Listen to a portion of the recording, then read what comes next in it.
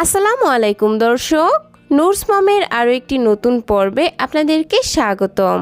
দর্শক, একটি শিশুর জন্ম থেকে 5 বছর পর্যন্ত এই সময়টা খুবই গুরুত্বপূর্ণ, কারণ এই সময়ের মধ্যেই একটি শিশুর প্রায় 90% ব্রেন ডেভেলপমেন্ট হয়ে যায়।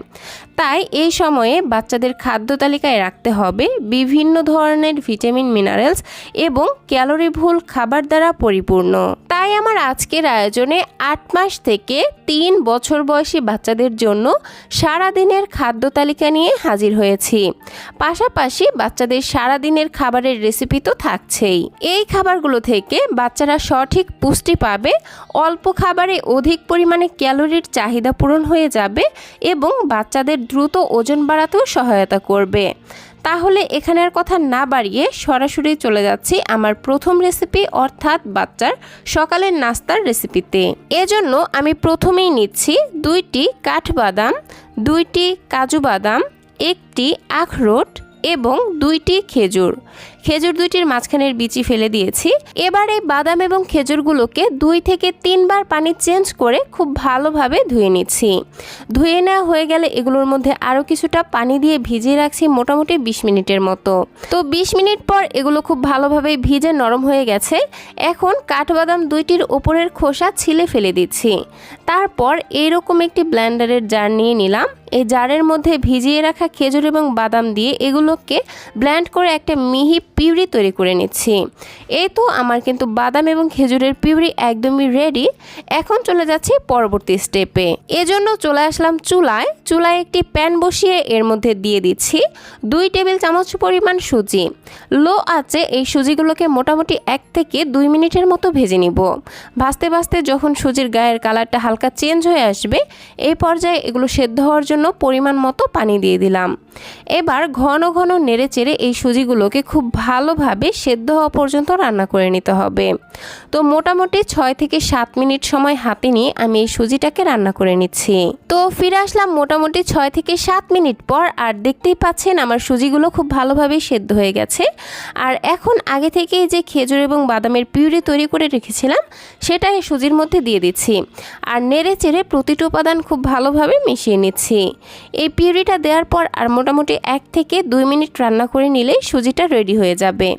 এখন যে যার বাচ্চাকে যেমন লিকুইড খাবার খাওয়ান, এই সুজিটাকে ঠিক সেরকম লিকুইড বা ঘন রেখে চুলা থেকে নামিয়ে নেবেন।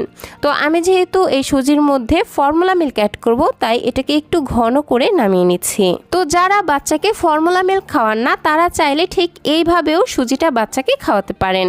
তো যাই হোক, আমি যেহেতু ফর্মুলা মিল্ক মেশাবো, তাই আগে থেকেই কিছুটা পরিমাণ মিল্ক আমি পানি দিয়ে গুলে নিয়েছি। তারপর অল্প অল্প করে ফর্মুলা মিল্ক দিয়ে আমি এই সুজির সঙ্গে খুব ভালোভাবে মিশিয়ে নিচ্ছি।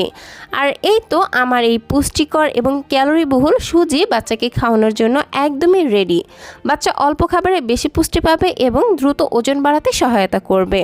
তো যাই হোক, এখন চলে যাচ্ছি বাচ্চার দুপুরের খাবারের রেসিপিতে।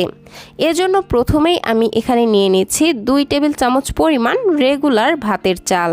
2 টেবিল চামচ চালের জন্য নিয়ে নিচ্ছি 1 টেবিল চামচ পরিমাণ মুগের ডাল। এখন এই চাল এবং ডালগুলোকে 4 থেকে 5 বার পানি চেঞ্জ করে খুব ভালোভাবে ধুয়ে নিচ্ছি। ধুয়ে নেওয়া হয়ে গেলে এই বাটিটাকে একটা সাইডে রেখে দিচ্ছি, আর অন্যদিকে নিয়ে নিচ্ছি এতটুকু পরিমাণে গাজরের ওপরের স্কিনটা ছিলে ফেলে দিচ্ছি। তারপর গাজরটিকে ছোট ছোট টুকরা করে কেটে নিচ্ছি। আপনারা হাতের কাছে গাজর না পেলে মিষ্টি কুমড়া অথবা পেঁপেও ব্যবহার করতে পারেন। বাচ্চার খিচুড়িতে গাজর দিলে খিচুড়ির কালারটা যেমন সুন্দর আসে, তেমনি কিন্তু খিচুড়ির টেস্টটাও অনেক ভালো হয়।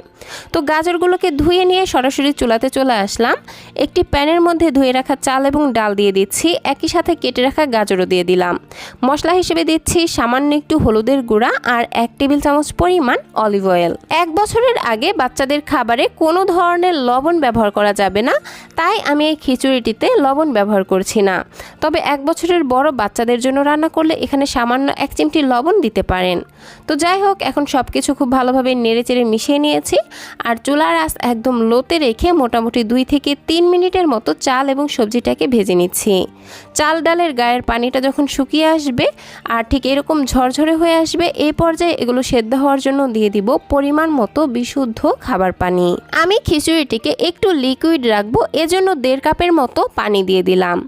এখন একটি ঢাকনা দিয়ে ঢেকে দিচ্ছি আর চুলার আঁচ মিডিয়ামে রেখে এই খিচুড়িটাকে রান্না করে নিচ্ছি মোটামুটি 10 থেকে 15 মিনিটের জন্য।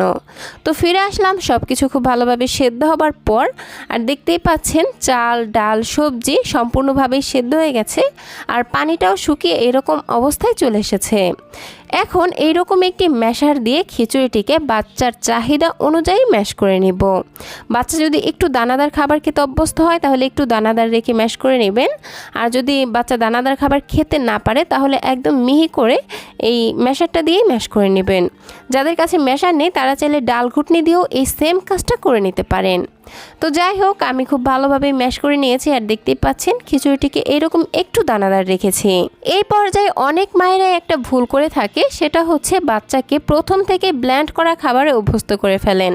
আসলে এইভাবে ডাল ঘুটনি দিয়ে বা ম্যাশার দিয়ে ম্যাশ করে নিলে খাবার কিন্তু ব্ল্যান্ড করার আর কোনোই প্রয়োজন পড়ে না। এটা এমনিতেই অনেকটা মিহি হয়ে যায়, যেটা বাচ্চারা খুব সহজেই গিলতে পারবে। তো আমি বলবো যে বাচ্চাকে প্রথম থেকে ব্ল্যান্ড করে না খাবার খাইয়ে এইভাবে ম্যাশ করে খাবার খাওয়াবেন, এতে করে পরবর্তীতে বাচ্চাদের দানাদার খাবার খেতে সহজ হবে। তো যাই হোক, আমি খিচুড়িটিকে ঠিক এরকম একটু লিকুইড রেখে চুলা থেকে নামিয়ে নিয়েছি। যেহেতু 8 থেকে 12 মাসের বাচ্চারা এরকম একটু লিকুইড খাবার খেয়ে অভ্যস্ত, তবে এর থেকে বড় বাচ্চাদের জন্য রান্না করলে আরও একটু ঘন করে নিতে পারেন। এবার চলে যাচ্ছি বাচ্চার বিকেলের হালকা নাস্তার রেসিপিতে। এজন্য আমি এখানে নিয়েছি মাঝারি সাইজের একটি মিষ্টি আলুর অর্ধেকটা অংশ আর মাঝারি সাইজের একটি গাজরের অর্ধেক অংশ। উপরের স্কিন খুব ভালোভাবে ছিলে ফেলে দিয়ে এইরকম পাতলা পাতলা করে কেটে নিয়েছি। এবার একটি প্যানের মধ্যে 1 কাপ পরিমাণ পানি দিয়ে তার উপর একটি স্ট্রেনার বসিয়ে দিচ্ছি। তার উপর গাজর এবং মিষ্টি আলুগুলো দিয়ে এগুলোকে ভাপে সেদ্ধ করে নিব।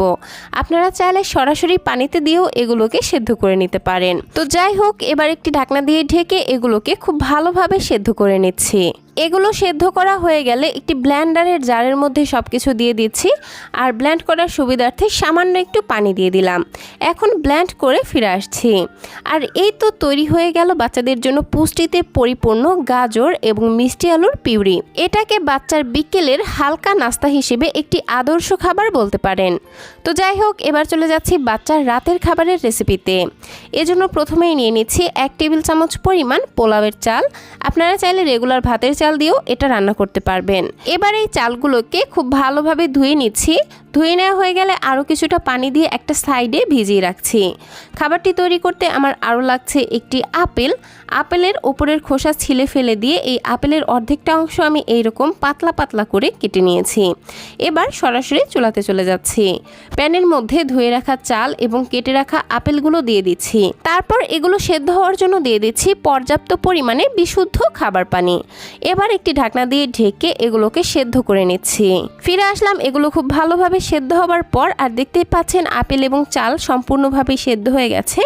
এখন এই খাবারটিকে আরও বেশি পুষ্টিকর এবং ক্যালোরিবহুল করার জন্য দিয়ে দিচ্ছি 3টি খেজুর। খেজুরগুলোকে একটু ছোট ছোট টুকরা করে ছিঁড়ে দিলাম, এতে করে সেদ্ধ হতে সময় কম লাগবে। সব কিছুকে আবারও নেড়ে চেড়ে মোটামুটি 2 থেকে 3 মিনিটের মতো রান্না করে নিচ্ছি। তারপর এরকম একটি ম্যাশার দিয়ে খাবারটিকে বাচ্চার চাহিদা অনুযায়ী ম্যাশ করে নিচ্ছি। আর এই তো ম্যাশ করে নিলেই তৈরি হয়ে যাবে বাচ্চাদের জন্য ভীষণ পুষ্টিকর এবং মজাদার একটি রাতের খাবারের রেসিপি।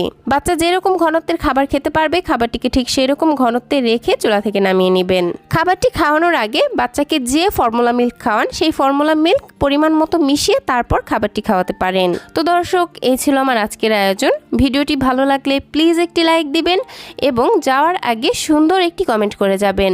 বাচ্চাদের জন্য এরকম আরও নিত্য নতুন সহজ এবং পুষ্টিকর খাবারের রেসিপি পেতে প্লিজ আমার চ্যানেলটিকে সাবস্ক্রাইব করে পাশের ঘন্টাটিকে বাজিয়ে অলে সেট করে রাখবেন পরবর্তী ভিডিওর নোটিফিকেশন সবার আগে পাওয়ার জন্য।